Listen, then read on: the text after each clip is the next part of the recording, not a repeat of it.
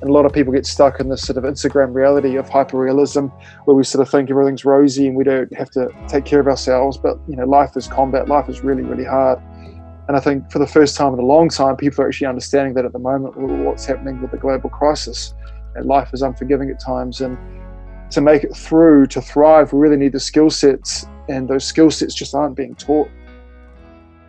Hi everyone, and thanks a lot for joining us for episode 10 of Stokely, a creative endeavour to ensure we continue to connect, listen, learn, and evolve through the art of conversation. But before we get into the 10th episode, I'd like to take a moment to thank the traditional custodians upon the lands which this podcast was created, and I'd like to say thank you, acknowledge, and pay my respects to the elders, past, present, and emerging. So today we get to speak with Ben Logan, the person behind Logan Lore. And the best way to summarise what we chat about is to refer back to the Logan Lore mission statement.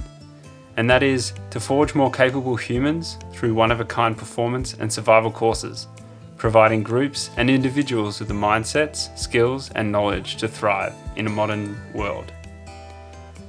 And we basically cover what all of that is about. It was the first time I ever got to speak with Ben in person. It was really great to get straight into it and to have a really open conversation from the get-go. Ben is a incredibly insightful person when it comes to the knowledge he's been able to acquire in the environments that he's put himself into and the groups that he's taken out into those adverse environments. And it was really great to hear his story, and it was really great to hear his point of view on a lot of things that we do as humans in this modern world and how we can, adapt to better handle that. So, Ben's a great person doing a lot of really positive things for people who are up for the challenge. And so I'd like to thank Ben for parting with his knowledge, and I wish him all the best. And I just want to make a note that this podcast was recorded just before everything really, really kicked off with the pandemic situation that we face. So I just really hope you enjoy it, or I really hope it sparks some conversation in your life. And if you do enjoy it, then let us know about it, and please help us out by sharing the episode. And yeah, as always, much love from Stokely, and we'll let you listen to the episode now. Ben. How you doing? Good, mate. How are you? Good. So, Zane, this is the first time I've actually met you kind of in person, and we've actually had a conversation. Yeah. It's rad. It's kind of cool. Yeah, I like it. It's a good way to do a podcast as well, I think. Yeah, definitely. And it's from my point of view, I especially am stoked on it, because this is what the whole podcast for me is about, is trying to ensure that we maintain the art of conversation. Yep. And, between people and people that you don't know, but the way the world is these days with social media and things, it's really easy to follow someone like yourself and nothing about them. Yeah. But all about them, and just have a really huge curiosity about what they do, like the story behind it, how it all came to be. Yeah. So thanks for taking the time, man, to have a chat. Glad we finally get it together. How are you over there? All good, man. Yeah, it's it doesn't seem as full on as your situation in New Zealand. Where are you based? I'm in Melbourne right now. Melbourne, yep. That's where my wife and her family. That's where she's from. That's where her family live. Nice. It's pretty cruisy here. You guys are in a bit more of a lockdown situation, though. Yeah, we are. It's the New Zealand government's taken a pretty strong stance on it from the start. Where we live in Wanaka, we've got a lot of beautiful outdoors. I apologise we couldn't actually meet up when you were here, but obviously you've seen the place. So I'm glad we're in lockdown here and not in the city or in an apartment or, I'm glad we're here. Yeah, absolutely. I mean, having that slice of greenery on your doorstep right now, I think is someone like... Sorry, you go. No, I was just going to say someone like me, someone like yourself, obviously, who really values the connection with the outdoors and with nature. It's priceless right now. definitely. It's just sort of coming into the peak of autumn as well, and obviously the colours here are just beautiful. So it's a nice time of year to be doing it. I'd hate to be doing this in the peak of summer. That's for sure. Yeah, definitely. Hey, mate, I just had an idea before. Like we're both in the space of trying to, grow as people and also like be good examples for other people to try and encourage the world to maybe come together, people to really embrace their uniqueness and get back to some really simple roots of our ancestors and, humans alike, this crazy species that we are.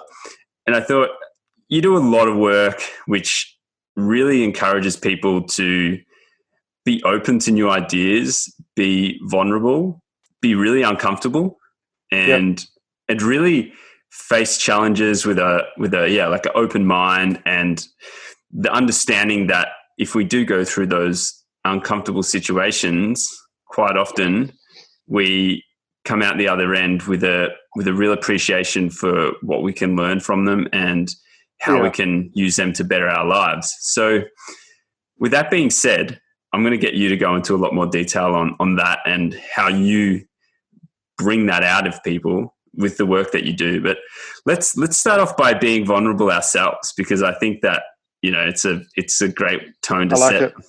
So you can go first. Obviously, you're the guest. You're more than welcome. Just let me know something that you are still trying to work on as a person, that you need to work on, that you might be a little bit apprehensive to work on, that's going to make you a person that you strive to be. Yeah, no, good question. And it's a nice way to start as well. And it's something we actually do in a lot of our courses, is we try and really break down barriers, because on our courses, we've got a limited amount of time with people. So we want the time we have to be as most efficient as possible. So, and that's why I like this way of starting. So yeah, a tool we use is vulnerability. We ask some questions, we get people to introduce themselves. That sort of breaks down barriers and just removes that sort of stoic, manly, egotistical side to people.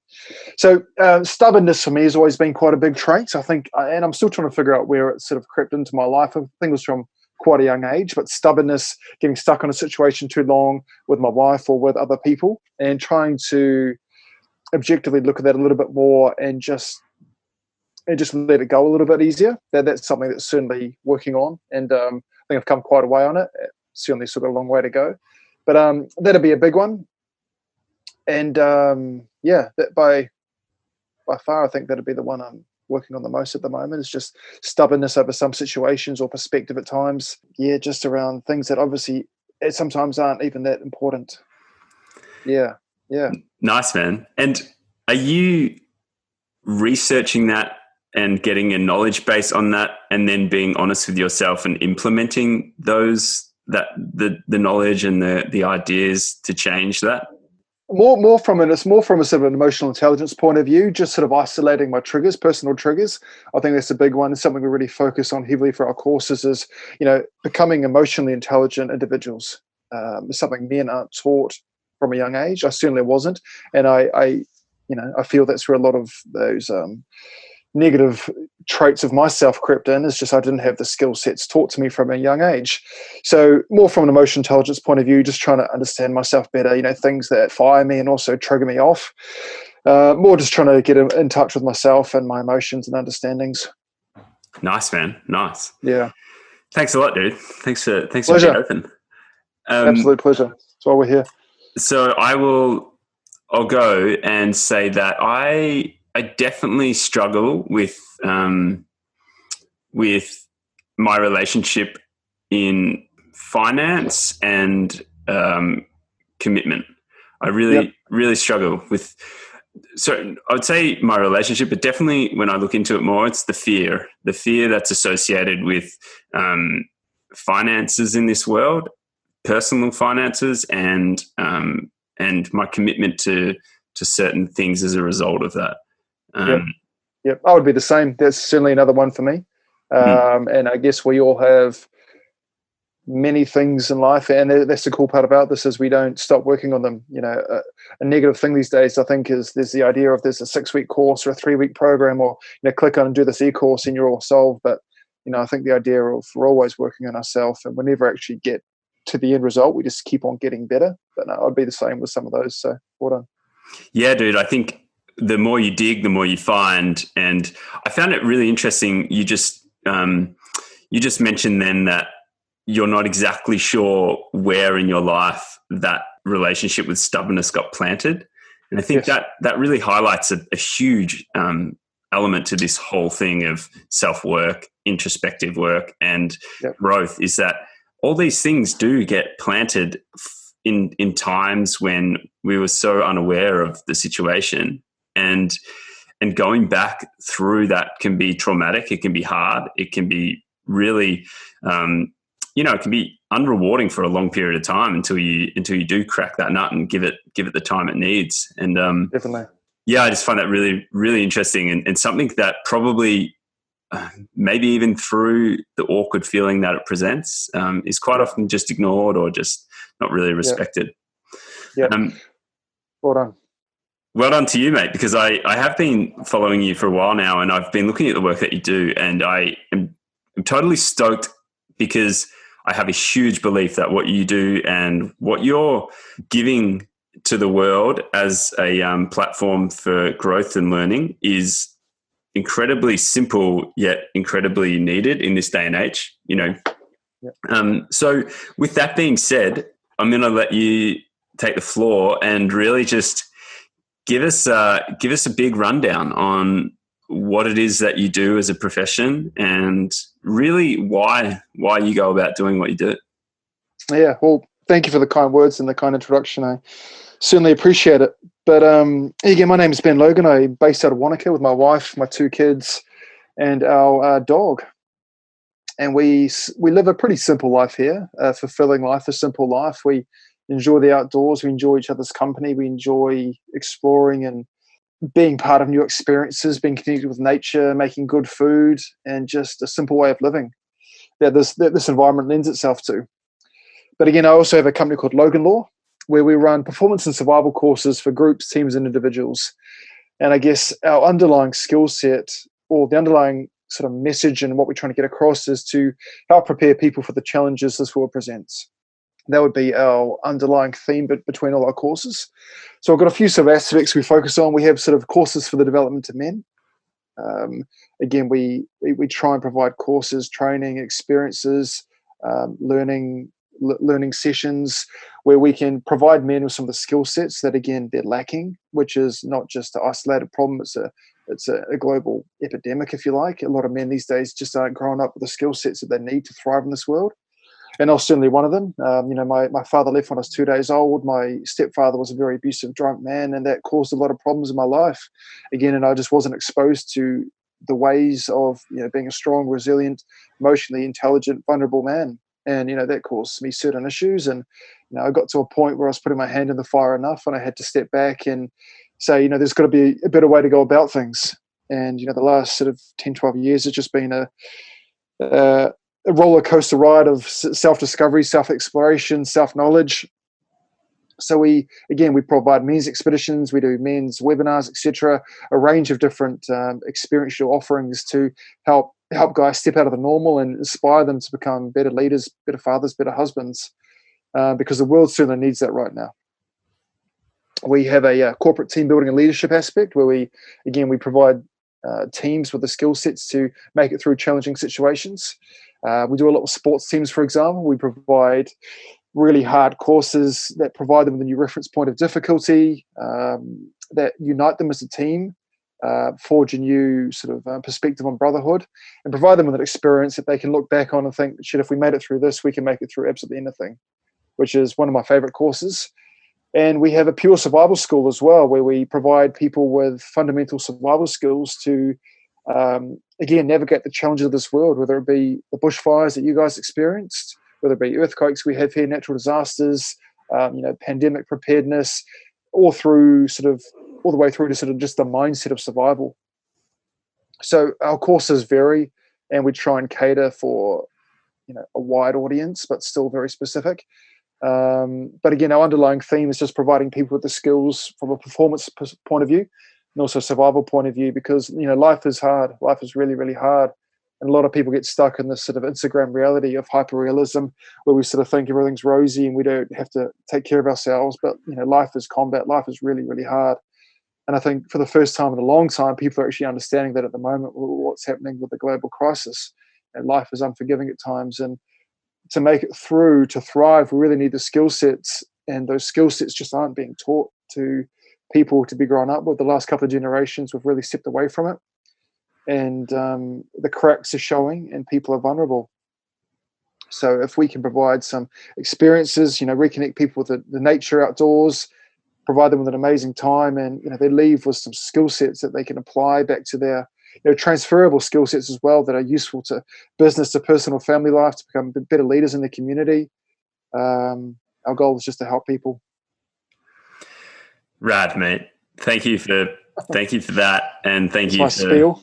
Yeah, I mean it's oiled, man, and I think it's probably oiled because of your belief in it. Yeah. And this for me, this is not done from a financial gain, or I need to obviously make money to continue this and provide for my family. But for me, this is all purpose driven. It's what excites me. I'm not particularly skilled at much else, to be honest. I'm not a builder. I'm not a tradie.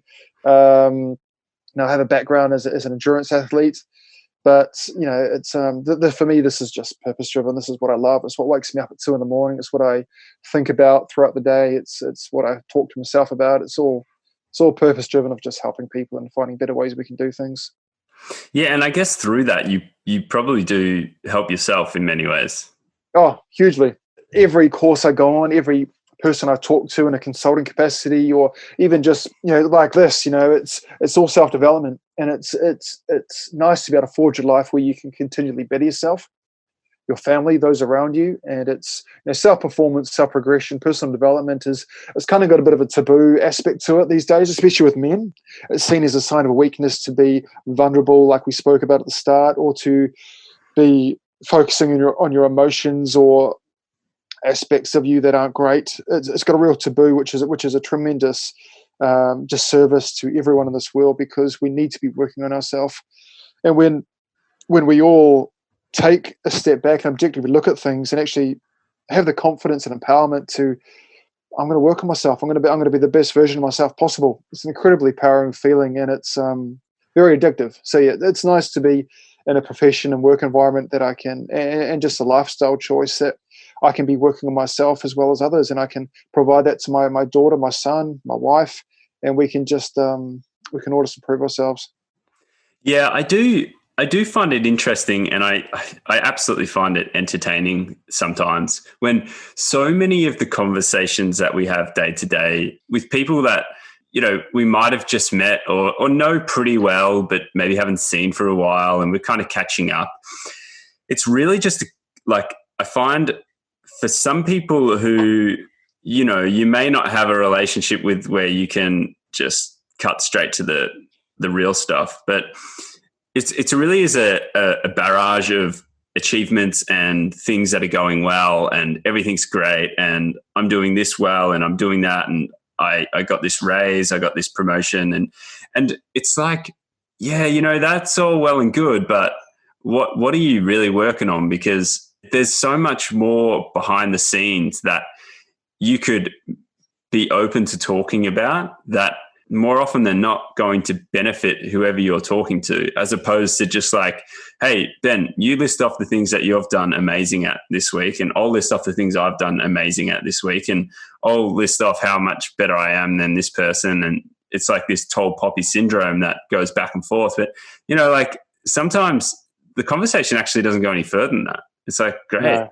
Cool. Like, what about what you're actually challenged by right now? Let's talk about that, because maybe it would help me listening to you go on about that. And then I could give you some advice. You could give me some advice. We could develop together, and then we can do that as individual and as friends. And then we can break that out and take that ability to talk like that into our family environment and into other friendship groups. And then eventually, like, they have this ripple effect out to the community. And who knows, maybe even the world one day. But yeah. We're on a giant experiment, and we're going down a path that's not lending itself well or inducive of, health, happiness, strength, resilience. We're very confused as a modern society.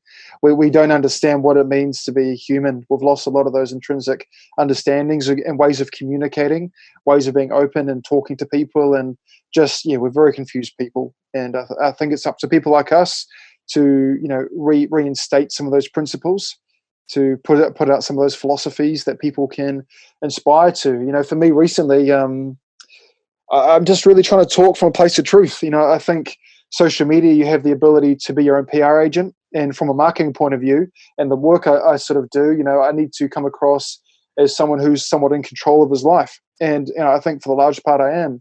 But there's still things I find hard. And, when people message me and talk to me and ask questions, I try and be really level with them and say, look, this is what I'm struggling with. The kids, my son's waking up at 5 for the last week.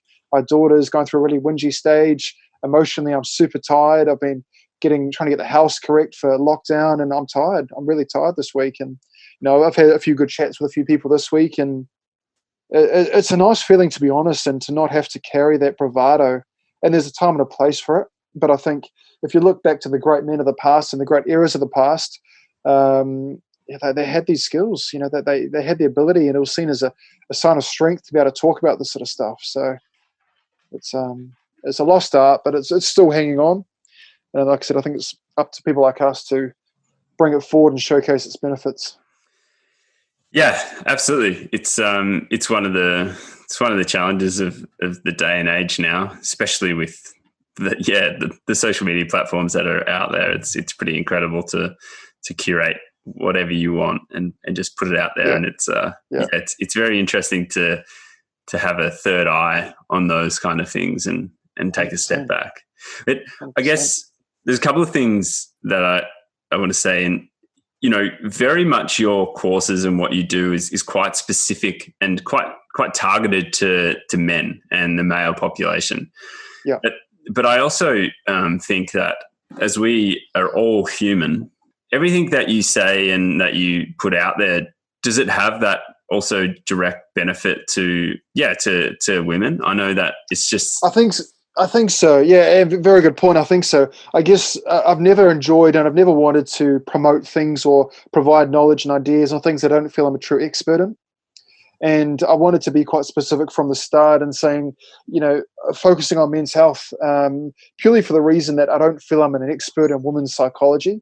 And when you have kids, for example, and you very quickly see there's a tremendous difference between men's psychology, women's psychology, their interests, their wants, their desires, how their sort of personalities change. And that's just one aspect of, a person's life.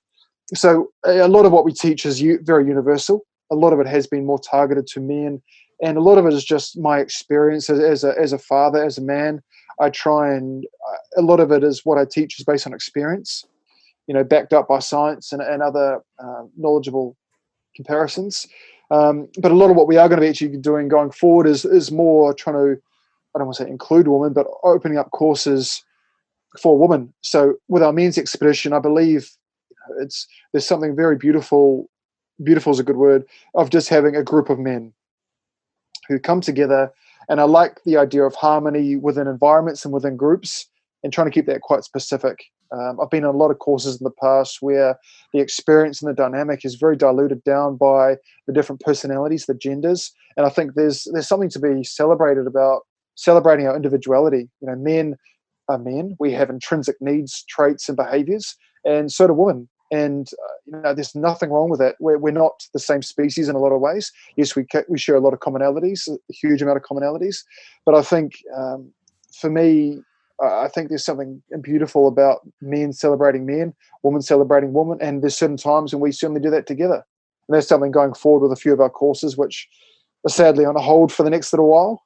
We had a few, really good survival courses. We actually introduced a warrior women's course this year, and also a cold water adventure tours, which were open to men, women, and whoever felt the desire to freeze the nuts off. But no, good question. And I guess going back, I've just wanted to work in areas that I feel I'm an expert in, And to this point, that's been specific to men. And I think, again, as I mentioned, I think there's just something to celebrate about individuality. But I think, moving forward, when we have the opportunity to, with this crisis-wise, I would really like to sort of diversify it a little bit more and include the woman into this, because I know there is a demand for it. I know they obviously need these skill sets, and yeah, nice, keep man. Evolving with our courses. I think it's just that I just wanted to get that out there, because it can be such a sensitive topic. So absolutely. It's incredible the emotional charge that comes with having a course specific to men without having the explanation behind it. And I think you've got the permission to do your business and run the courses that you run in the way that you want to run them. And I just think that it's really important to understand where that comes from. Yeah, of course. And I mean, all our courses, the biggest underlying thing for me is I want them to be specific. There's nothing that fucks me off more is about having a cookie cutter template about a type of idea or training, and hey, this is what we're going to be doing, and it's for men, women, children. It doesn't matter if you're 60 or you're 20. There's nothing that annoys me worse. So probably the biggest underlying thing I focus on is making it specific for groups, because that's where I see the most benefit for the individuals we're working with, and that's my end result. It's not to have 20 people. I'd have one person if it meant I could change someone's life or help them in that development. I'd rather work with 5 people than 40 people and have that diluted. So again, there's something just very special about working with a group of men or with a group of women, because we don't just sit there and have a little chat and make some bread and talk and make some knitting. We go really deep. And I think to go to that level, I think you need to understand diversity and embrace it, and understand that there are differences between demographics, between ages, between people in different stages of life. And I think when you combine them too much, you have to dilute the information. And when you dilute the information, people walk away overstimulated, and some people walk away understimulated, and that's just not my goal. That's a great explanation behind what you do. And I think probably the quality of the results that you get, quality over quantity, I think is one way to summarize that. And to be honest, women are a damn sight easier to work with as well. They're less stubborn. They're more open to change. They're way more progressive. They're way more, open to self-improvement. So they're a shitload easier to work with. And we do bespoke courses for women. We've actually done quite a lot, and I really enjoy them because they're super refreshing to work with. And I really look forward maybe towards the end of this year or next year when we can really include some of them on our courses, and more courses specific for women, because they're really nice to work with. There's way less bullshit, way less ego, and that they want to be there. Well, everyone who comes on a course wants to be there, but they're far less hesitant and resistant to change, which is refreshing. Yeah, absolutely. Yeah. I mean, you've had a lot of experience in endurance sport and training. I still have a lot of experience in that place, and it's I mean, to be honest, doing long days out, the bigger training runs where you've really got to go out there with a lot of patience and just pace yourself well. It's far out. It's so much more enjoyable sometimes going out with maybe not even a full group of women, but definitely having some women there, because it just totally clears out that ego that's in a group of men, and it's amazing. Yeah, you find yourself coming back from a 40K run, and you're like, you know what? I think I nailed that. I think I really actually did the right job of pacing and getting out there on the long run, time on feet, and it's because that dynamic where it's not just dudes going head to head and just barely being able to speak. It just totally blows out the whole purpose of the session. But definitely, I couldn't agree more.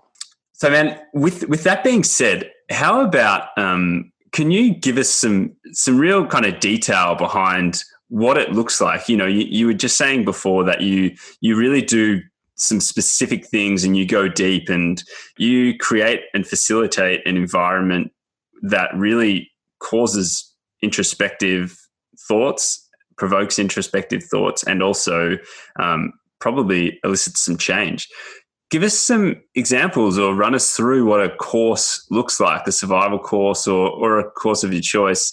And second to that, I want your opinion on how your courses through what you do are relatable not only to that primal outdoor setting, but then also to the setting of real life and the stresses that we face in real life? Yeah, great questions. So all of our courses, no matter what they are, they've always got sort of 3 or 4 very big commonalities. The first one is the environment we choose to hold them in. I think the place we choose to operate the course is really important for me because it allows for a bit of solitude, it allows for inspiration, motivation, a bit of awe-inspiring, wow, this is it's such a wonderful backdrop to host this in. Like, we like to use the mountains as a classroom. So we try and choose the most fitting location for people's abilities, the outcomes, but also environments that are just unbelievably beautiful and inspiring, because we think that really elevates the experience. We always have a really key aspect on the mind. With all of our courses, we like to try and work on the fundamental framework that upholds the knowledge or upholds the experience. So we really delve into the psychology behind what we're doing, whether it be the psychology of survival, the psychology of man, or is whatever aspect we're talking about. We always have a really good learning experience behind it. We try and apply practical things as well as the theoretical aspects.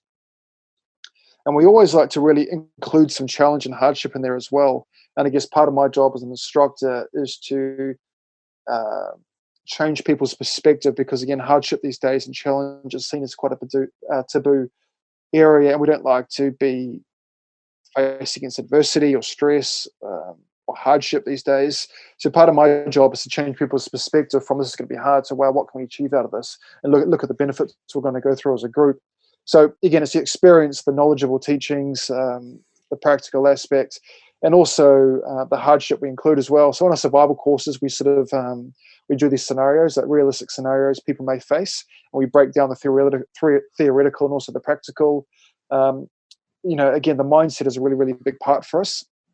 A lot of people come into these courses with a bit of a preconceived idea, and they want to get into the really nitty-gritty bits first, but we place a real big aspect on the psychological understanding. I want people to understand at the deepest level why we're doing this and have the sort of psychology nailed away, because for me that acts as the framework. You can jump in and do some hard stuff. You can jump in and use knives and tools and build a shelter, or do a 40K pack march, but unless we really know why we're doing it, the reasons, the goals, the purpose, the alter ego behind it, it's not really of use, if that makes sense. Yeah. I think there's a few other things. Solitude is a big one. Isolation is a big one. Loneliness is something we use quite a bit as well, because it makes people very, very vulnerable, for one, and it provides a sense of loss. Vulnerability is a huge tool, and again, it's a very Stoic principle that's been used for hundreds of years, if not longer. But the idea of isolation is a key one, because people are removed from their phones, and people don't like to be alone with their thoughts at all these days. The amount of times people are actually sitting there, and whenever uncomfortable thoughts, like we spoke about at the first come into their mind, this was on Instagram, what's on Facebook, what's on the news, what's on YouTube, and we're all guilty of that, myself included. But when you remove people from their immediate environment, place them in an incredibly awe-inspiring place, a few things happen. The first one is they have this objective perspective. They can see things in a different light, because they're, we're very good these days at, almost like an ostrich having our head in the sand. We're so busy all day, every day. We really lack the ability for objective perspective, also like a helicopter view of life. I firmly believe that men and women, especially men, our job, our cognitive ability is about 3 or 4 really hard tasks every day. Our job is to wake up, kick me out of bed, let's go hunt an animal, let's go forage, let's build a shelter or something, move our village from here to there, and then we go to sleep by the fire. The amount of subconscious hundreds of tasks we have to do every day, it's really overwhelming. So we sort of develop the sort of head in the sand mentality, and we don't really have the ability to objectively look at life or where we're at. So putting groups of people into the mountains where they can see things in a different light is a huge one. I think the ability to be stuck with your own thoughts is very vulnerable and confronting for a lot of people, but give them a day or so and they come back, they actually start to think for the first time in years, perhaps. So those would be the main ones. And that provides me with a platform and the opportunity to really dive into some of the deeper stuff that we actually cover. So a big part of my job is just playing on people's psychology and finding their weaknesses and exploiting them in some ways to provide a beneficial effect. I know when people are going to get lonely and sad, and that real vulnerability and solitude is going to kick in, and I play on that, and because it's going to provide a really beneficial effect down the line. I know larger sports team courses. I know, for the first day you have a group of really alpha guys, high performers, very, very fit guys, and they're all cocky and ego. And then I know how to break them down very, very quickly. And I do that because, we're after the beneficial effect, and we can't, it's very hard to find self-development or self-improvement unless we go to some hard places. How do you break those guys down? Pretty easy, actually. I mean, sports team, for example, they've got some parameters they always stick within for their performance gains. So they're always eating. Their nutrition is very cycled on specific times, specific macro, micro, for example, and it's all very specific. So their sleep as well, the recovery is very specific. So all I have to do is alter that. For example, we fast people a lot. We take them away from protein. You take a big rugby player, a big league player who's used to protein 10 times a day. You take them off that very quickly. He starts to get very weak. They get very emotional. They start to snap. They get far more irritable. And then you put them in cold, for example. So you start with taking them off the usual nutritional supplements. You put them in a little bit of cold. You keep on inducing levels of physical activity, and then you start playing with their sleep. Then after a while, they start to break down very, very quickly, and you start to see the cracks open. So again, it's just playing on people's psychology, their physiology, and just using that against them, if you like, because then we can start to really get into some beneficial stuff. But it's not hard to break people down if you know how to do it, and you can sort of prey on their weaknesses, if you like, for a beneficial effect. But again, they don't like to be taken away from their food, sleep. They don't like cold much, and it's not particularly hard to do. And you mentioned loneliness there as well. And do you go about that by just simply removing their access to a phone, or how else do you deepen that sensation of loneliness and that emotion? Yeah, solitude's a key one because it provides a lot of objective perspective. It forces people to really deal with their emotions and be present with their emotions, for example. And luckily, I don't have to do too much because the mountains, the environment we use, there's the optical reception. So even if they can bring every phone and tablet and laptop they've got, but they're not going to be able to use it. So no, we don't really enforce any things like that. But I think just the isolation, the being present with such awe-inspiring beauty in the mountains. That kind of takes care of it for itself. I mean, people these days, they're just not used to being without their phone. They're used to self-medicating through distraction. So again, we isolate people in the mountains because they have no choice but to be present with their thoughts. They have no choice but to be present with what they're feeling. And then we can really delve into that emotional intelligence aspect of the course. That's, yeah. I mean, that you can almost feel a sense of agitation towards all those thoughts, just sitting here in a very comfortable room, warm and with no problems in the world. Even thinking about that creates a sense of a little bit, awkwardness, which is, it's great. And I think one last thing. I think the biggest thing with that is, so when we're vulnerable, when we're sort of broken down, especially when we're vulnerable under a bit of duress, and you apply a bit of stress with that as well, the appreciation of life that kicks in is just profound. People start thinking that they miss their families, they miss their wives, they want to get back, they want to make up for mistakes they may have made. We get so incredibly appreciative when we're vulnerable. And that's why we place such a big importance on hardship with vulnerability and isolation, because the combination of those experiences, if you like, that hardship, they create a very humble person and one who's just so appreciative of what they've got, and it provides that perspective to go back to, and it's cool to see, very cool to see. Do you think that the current situation that everyone is going through in the world with the COVID-19 crisis is going to provoke some of those thoughts and create a greater sense of appreciation and gratitude for what we have day to day? Oh, massively, massively. Already I've heard. So I've got a lot of people are thinking a lot of things, but they're quite afraid to verbalize them to a wider community so far. And I'm going to be doing a bit of talking about this week and next. This crisis has brought us a lot of negative things. I've lost most of my work. I have the ability to shift it online. My wife has lost most of her work, and I know we live in such a tourist town here, for example. It's all based on tourism, and a lot of that is not going to be here next time you come back, unfortunately, or next time other people come back. So there's a lot of death, despair, economic hardship, but I think there's tremendous things that we're going to gain out of this. I think we're going to learn a new sustainable way to move forward, not just with tourism, but with life in general. The amount of people I've heard saying, wow, I'm actually really enjoying this. I have time to spend with my family. Massive. I get time to do the things I'm always too busy to do. I mean, in a lot of aspects, I'm having a ball of the time. The pressure's taken off in so many ways. We've created such an environment of hustle. Be busy, post social media 4 times a day, always hustling, always trying to outdo each other. And this has created a real vulnerability, which we've spoken about 100 times on this. It's opened up the cracks. It's made people a lot more vulnerable. And they're all good things. They're all things that needed to happen. Obviously, you don't wish the negative aspects on this on anyone, because a lot of lives and families being lost and people's incomes, and it's very hard to watch. But there are certainly lessons that we can learn from this and apply going forward in a far more sustainable manner for society and the world.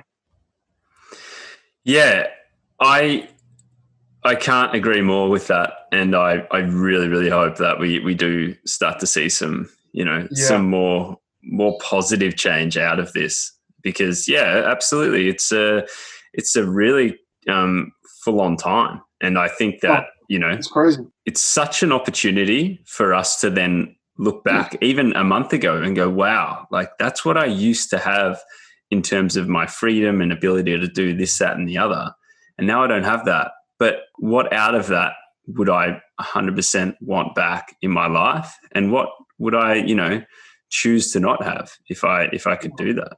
Absolutely. Yeah, it's I think a lot of people aren't actually realizing the magnitude of what's happening at the moment. We're literally starting an ultra marathon, and people don't have a pair of running shoes. We don't have the skill sets to manage this. This is going to be one of the most pivotal times, if not the most pivotal time in human history. Yeah. And again, there's a lot of tremendous loss that's going to happen. But I think it also provides a paradigm shift, a new sparking point for societal change, the way we can do things in a far better manner, how we can manage ourselves better, how we can do things more sustainably, how we can work better, more efficient, more better use of time, how we can appreciate our families and create a far more sustainable work-life balance, for example. 100%. There's a lot of positives to be gained here. How we prepare. We're not prepared people. I think even just looking forward to general preparedness as a society for future hardships of life. And I think if anything, this has reminded people that we're not in control. We need to prepare for the challenges life is going to present us with. So that's created a lot of vulnerability as well.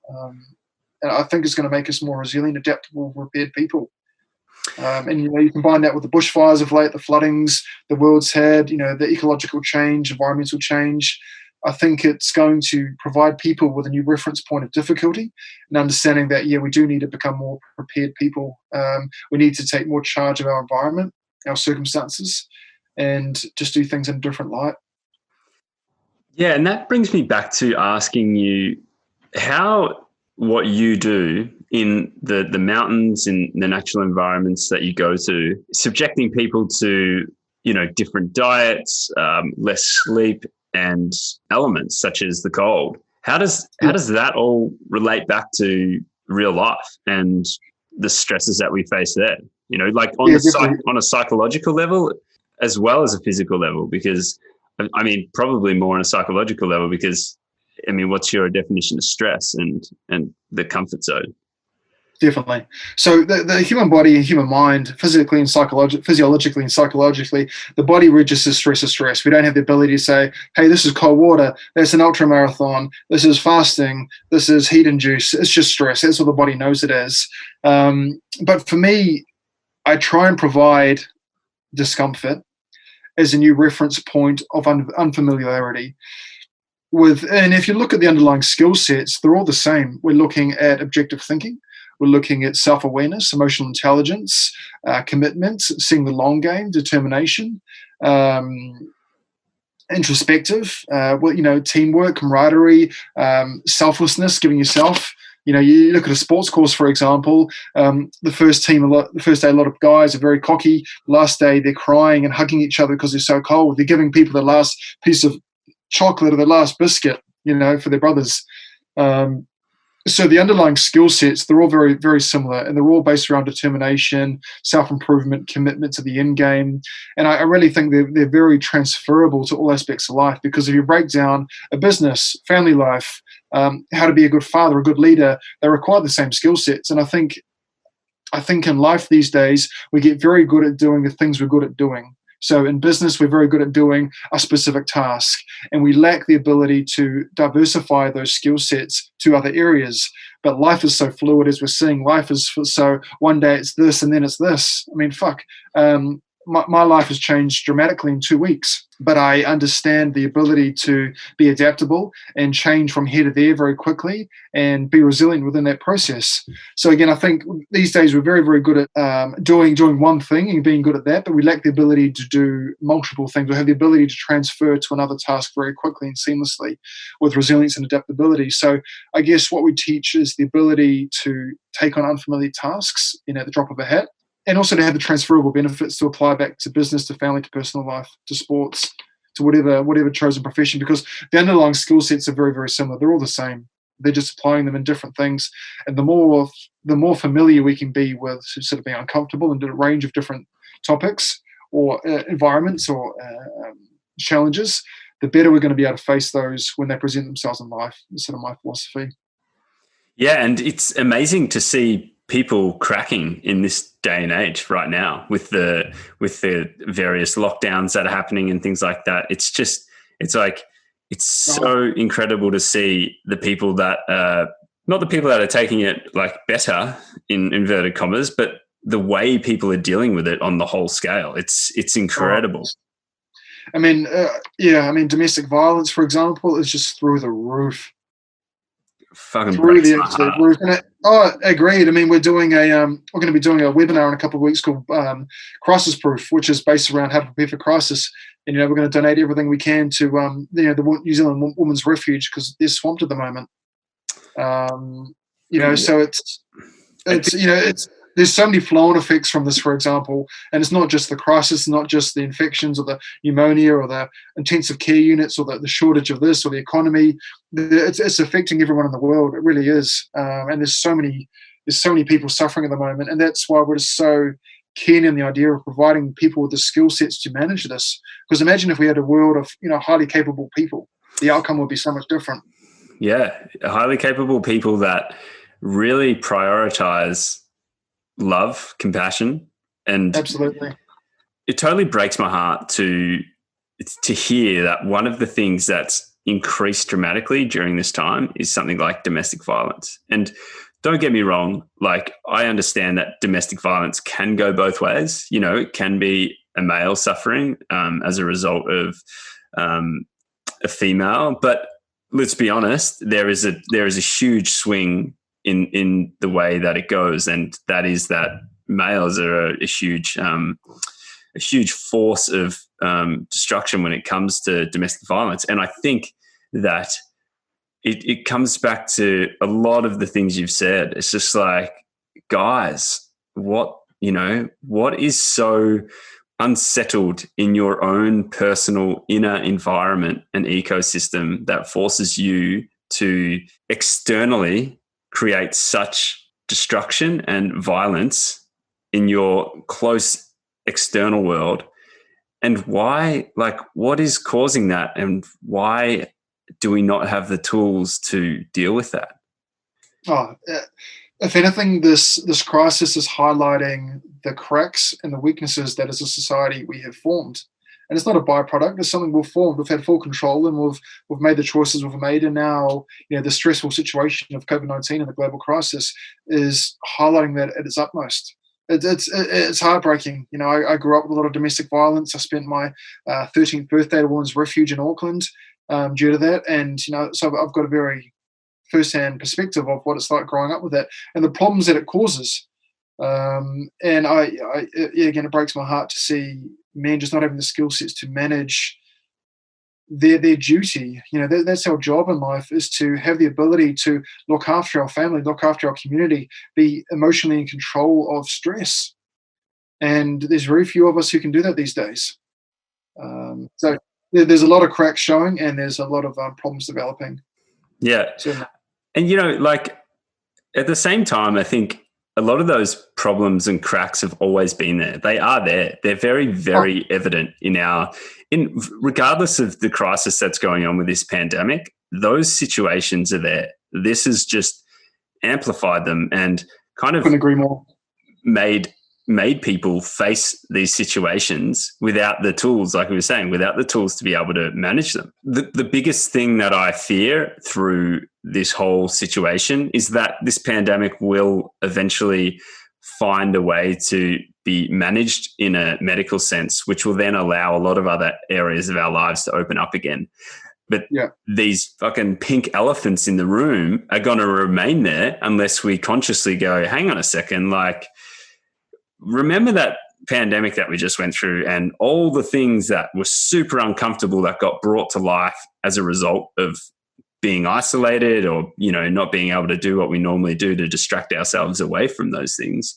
Like that pink massive elephant in the room still sits there. Like I've still got issues internally that I find hard to deal with. And that hasn't changed just because I can now go hang out with my mates and sink 20 beers, like you and me have come from a culture which highly encourages the congregation of people, be it, men and women, and getting a good dose of alcohol into the system and using that as a way to, like you said, self-medicate or, it's got this umbrella of, hey, it's like social lubricant. We just use it and we can all have more of a chat and we can all come together and enjoy a beer. But like it's cool to enjoy a glass of wine and a beer and that's great. And yeah, for sure, there's nothing wrong with that. But let's be honest, in our society, in our community, a lot of people don't know how to just enjoy one and then have a real heart-to-heart conversation in that setting. It's like, I'm going to enjoy 12 and then wipe myself off the face of this planet, or I'm going to enjoy a glass of wine over dinner, and then it leads on to so many other things. I'm going on a bit of a ramble here, but like, it's good points, and a lot of people like to refer them to them as optimist or pessimist. But for me, I'm a realist, and realistically, I'm not that sold on the fact that it's going to change that, because it's just too embedded in our culture, and there will be too many other problems that take the forefront of priority. I realized years ago that I can't change the world. I don't have the power to do that. I don't think anyone can, to be honest. But I can certainly focus my attention on influencing those who want to be helped.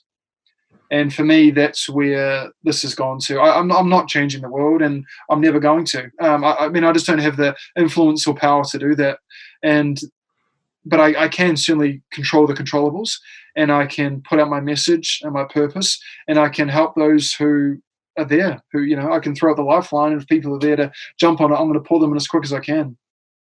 So there's, I think this way of thinking is still in the minority. This way of life, this way of living, it's needed by all, but I think we are still in a minority, and but we still can create some real change.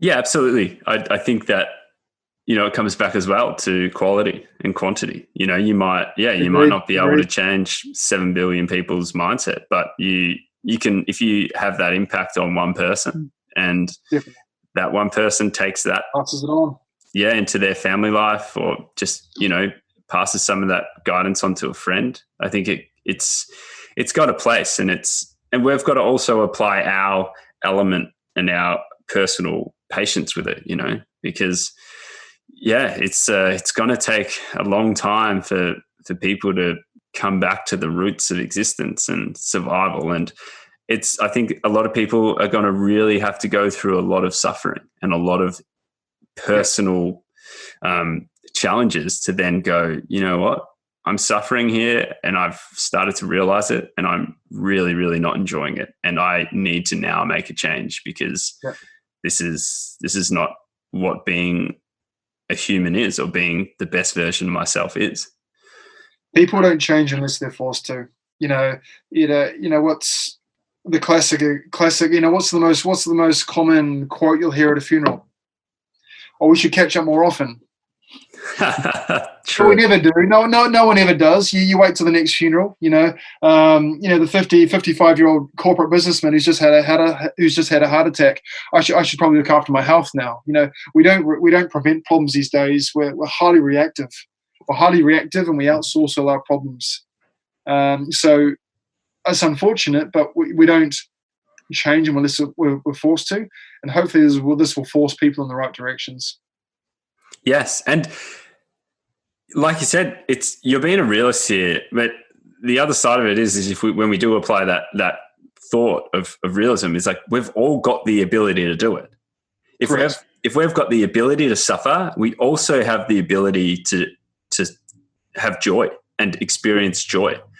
It's something that we can tend down that negative route and all that side of things, but you know what, like we also have the ability to make choices, and humans, we are aware of certain things. When we become self-aware, then we have the ability to create space for ourselves and make choices that are different to what our habits tell us to do. A big part of what we do, or a big idea of survival or preparedness, is called self-reliance, and that's a word we try and use as an underlying trait behind all our courses, is just the idea of self-reliance. I am a self-reliant individual. I can look after myself. I can look after my family, but I am also in control and I have the ownership of my life. And I think, that's a very powerful thought process, because people are very disempowered. They lack confidence. They lack skill sets. And all that does is it makes them sheep, sadly. So again, we provide people with the skill sets to become more self-reliant, not just from a survival point of view, but from a philosophical point of view, from a mindset point of view, and that provides the navigational framework for the rest of their life. So you're creating leaders for themselves, like from the inside out. Yeah, which in turn, hopefully again, I always say to people, I never want to see you in the same capacity I saw you last time. Because if I do, that means it's not the best business model. But if it does, it means either two things: I didn't teach, I wasn't a good enough instructor, or I didn't provide three things. Secondly, I didn't provide the strategy for them to actually go away and use it, or thirdly, they haven't actioned it. I want to see them again, but in a better version, and I want to see them to see me in a better version of myself. Well said. We're creating leaders that can influence other leaders. Yeah. And starting I guess empowering them to do that themselves instead of looking elsewhere. Yeah. The world is full of disempowered people, who don't have the ability to think for themselves, to have the confidence to make decisions that they know are right for them, and go away and live a life of self-improvement. And if we're not empowered, if we don't have that confidence to make changes, we're just going to be sheep. And the world is full of sheep. And self-empowerment is a formidable mindset, because it provides you with the framework to actually go away and do the things that are right, that are contradictory or sort of not popular in a very sheepish world. So how, it's very easy for you and me to have this kind of a conversation. In many ways we're very like-minded in regards to this topic. But how do you work with people that are really not absorbent of this kind of thing? How do you work with that when someone comes on your course, or you have a friend that you're talking to that you really feel like can have some benefit from all of this, but they're just it's just not on the same level? And how do you work with those people when they come into your world and you really do want to help them? What are those kind of things? Well, we do a lot of bespoke training. So in smaller groups or with individuals, again, because say on a survival course, for example, a survival course of 10 to 12 people, there are some who are going to be quite knowledgeable, some who are going to be basic novices, which is nothing wrong with that in the slightest. But my point here is, to deal with a large group, you need to cut the information down the middle so it kind of suits everyone. But again, the problem with that is some people are going to walk away overdone, some underdone. So a lot of our stuff is based around really small groups or with individuals, because what I can do is I can take our knowledge, but I can apply it to them, to their pace, to their understanding, to their capacity. And it means I can work with them on a one-on-one basis or a very small group basis. And that's when I have the ability, because in a larger group, you just can't do it. There's too many people you've got to satisfy. They've all got different abilities and ages. You might have one guy who's really advanced in this. And I've made that mistake in the past where there's some people who are really physically fit or want to be pushed, but some who are weak and a little bit, unfit at the moment, or some who are on different emotional intelligence sort of vortexes. So again, we try and make our courses as specific as possible so we have that ability to work at their level. Bespoke training, bespoke coaching would be my answer. Just working in a more customized, tailored capacity that we can, work with them at their level. And you've been able to be successful even when you face people or you help people that are on a different kind of understanding or. It's hard, and you've got to really, it's hard, and a lot of it is just thinking, how do I relate? How do I get through to this person? How do I customize this to their life? Because everyone's got such unique circumstances, backgrounds, shaped by their own experiences, their own environments. I guess my biggest need as an instructor is to be highly adaptable and have that objective perspective and foresight, and actually think, how am I going to take this idea of training or knowledge or ideas and apply it to them, which is, it's hard. It's come, I guess, through experience. It just takes a lot of thought on how we can actually apply this to them. What are the things on your courses that people have the most apprehension about, but also cold water? Sorry, I love how cold water is such a trigger. It's a beautiful thing. Insane. It is. I mean, it's been used for hundreds of years. The Native Americans had a deep relationship with it. Eastern Europeans have a deep relationship with it. I mean, we do PE for school. They do cold water training. They're for the young children. The young kids are being exposed to the cold in a beneficial way more than most people in the Western world will ever do in their life. So as a culture society, we're not sort of introduced to the cold. It's a taboo thing. It's not something, if you're cold, you're going to get a flu or something. You're going to get the cold. Put a jacket on, put some socks on your feet. So we're just not growing up with the idea that cold can be useful, or stress or hormetic stress can be useful. So most people like the idea of it and want to be able to do that, but it's certainly the most apprehensive comes from the cold. But again, part of my job as an instructor is to change people's perspective and break down their mindset to a way that they can appreciate it and understand the colds. And once they come out of it, if I can coach them through it and get them in the right headspace, when they come out of it, they're just on the next level. They're just absolutely howling at the moon of elation and just the feeling of accomplishment. And we get into some pretty cold places. If you use ice and snow and things like that, it just takes it to the next level. And they come out just so proud of what they've achieved, which is very special to be a part of and see and facilitate as well.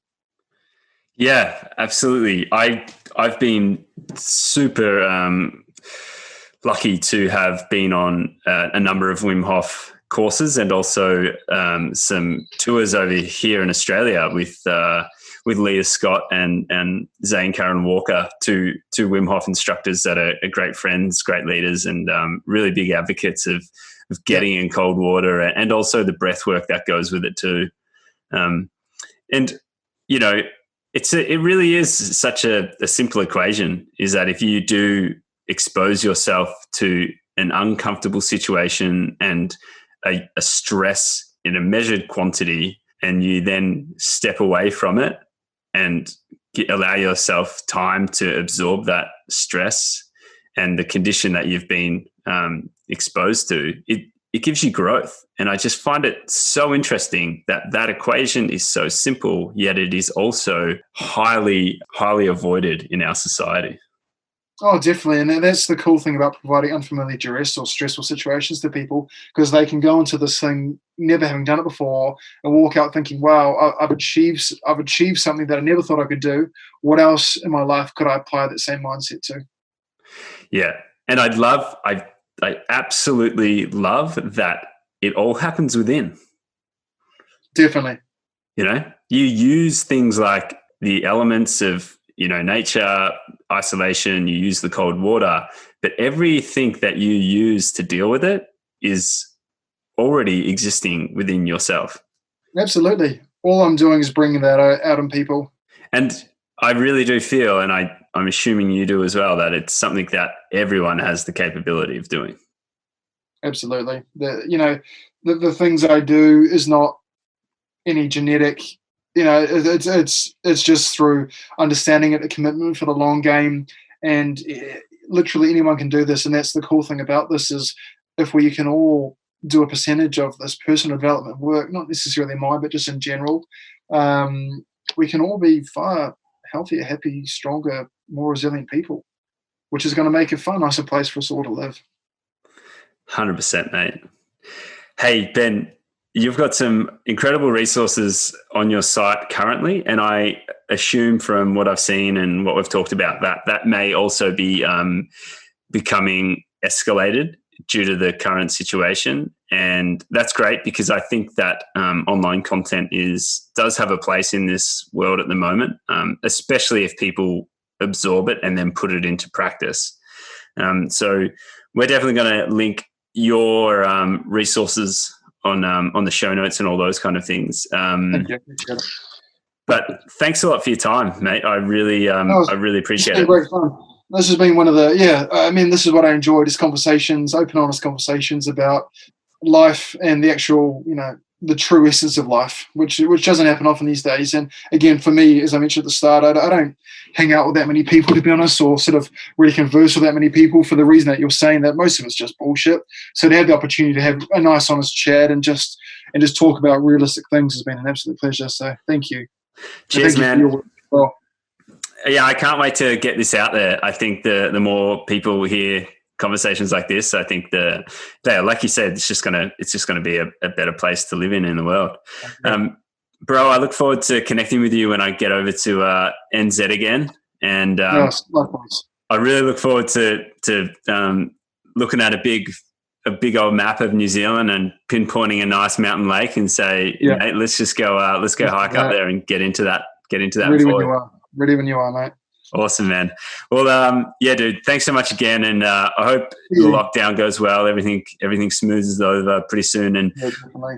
I really hope that you are able to figure out a way to, if you have to remodel elements of the business, I hope you can do that successfully and you can still get the message out there and the work out there. I really hope you do. Yeah. Again, it's a new challenge for me. We're working in more consulting capacity, doing a lot more webinars and online videos and content, which is, exciting and a new change. So it's just a bit of a transition period, if you like, and we'll get back to doing some of our physical courses. But it's a new challenge, a new chapter, and something we just need to embrace.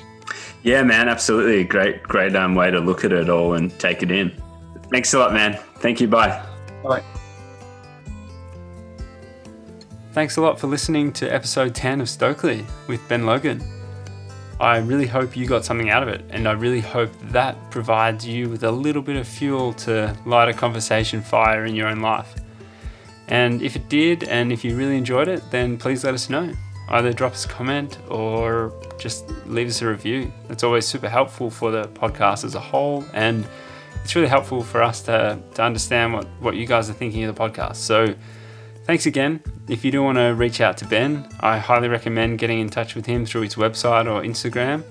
Just thanks a lot to Ben for parting with all that knowledge. He's someone who's very happy to share what he does know, and I think he has a lot of great information to help us as humans help deal with this modern world that we live in. Also, just want to make a note that don't go try it at home by yourself.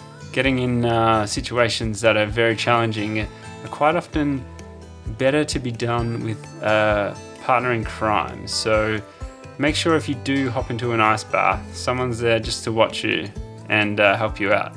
It's always enjoyable to share that experience as well. It's good to shiver in company. So yeah, just a note of warning. So look after yourselves, and until next time, yeah, keep well and peace out.